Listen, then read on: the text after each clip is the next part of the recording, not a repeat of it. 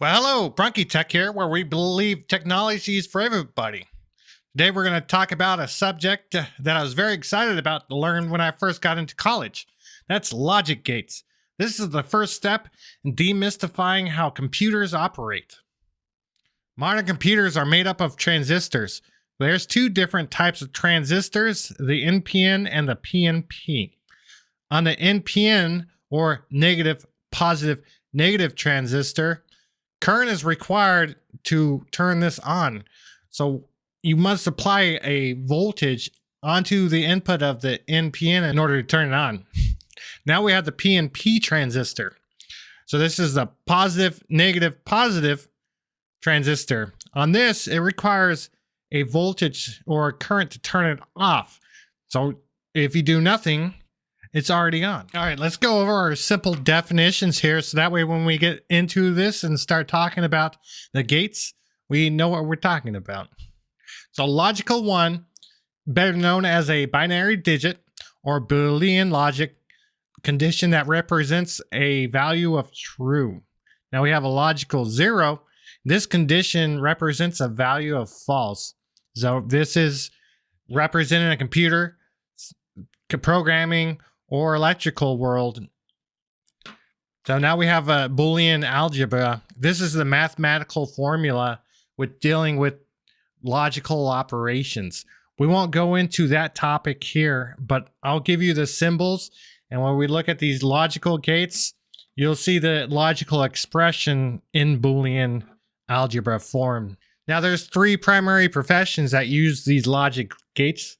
There's software, there's electrical, and as well as computer. So when I say electrical, I'm meaning both electrical and electronics. It's the same field. So this first one is actually the buffer gate. When you take a look at it, it's like, oh, it's not doing anything. Well, it isn't, but it is. And so this is typically used to boost the signal or delay the signal. And so when we mean delay, there's a clock that happens on each one of your CPUs that determines the designation time of an execution of a logical function. So you might have put these buffer gates in there because you have multiple gates and you have to wait for that signal before you can process it. So as Boolean algebra, it's just simply the output is equal to the input, and we express all these in a truth table. And so when you have a logical input of 1, you have an output of 1. When you have a logical input of 0, you have a logical output of 0. So we have an inverter gate. What this does is it switches the signal. So if you have an input of 0, you're going to have an output of 1. Now if you have an input of 1, you're going to have an output of 0. So it flops the output. So this is typically expressed as a y is equal to a with the line over it. And the truth table is right there. Okay, we have an AND gate here. The logical output is 1 when both A and B are 1 as well. So both these input expressions need to be true in order to set the output true. So we can express this as a Boolean expression of y is equal to A times B. Now I can think of this as a logic statement. You're at home, you're waiting for dinner, and your mom says you don't get dinner until 1, the food's cooked, and your homework's done. So when both these expressions, A and B, are true, the output is 1. Otherwise, the output is 0. So we express that in the truth table right here. All right, now we have a NAND gate. So this is what an AND gate is, just the output is inverted. You can just think of it that way. So what we're trying to say as far as an expression is both inputs need to be false in order for the output to be true. It's an inverted AND gate. That's all it is. And so this is typically expressed by y is equal to A times B with a line across. I forgot what that line's called.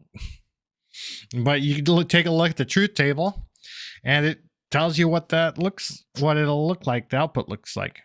All right, here we got an OR gate. And so what this expression is telling us is either A or B needs to be true in order for the output to be true. This is expressed as a Boolean expression as y is equal to a plus b. So I think of this as a logical statement, as we will, when I'm traveling and we're not going to stop unless A, I have to use the bathroom, or B, I need to fill the truck up with gas. I look at this expression that way. And so that's what the output on this logic table tells you. Now we got a NOR gate. This is an inverted OR gate. And it means that the output will be 1 when neither A or B are true. So if you take a look at the Boolean expression, it's y is equal to a plus b, just with the not symbol, the line across the top. Now we have an OR gate, or XOR gate, excuse me. So when this is, the output is true when either A and B don't agree. And so if A and B are both 0, the output's going to be 0. If A and B are 1, the output would be 0. All other operations, this is going to output a 1. And so the Boolean expression is A plus B, but the B's got, or the plus has a circle around it.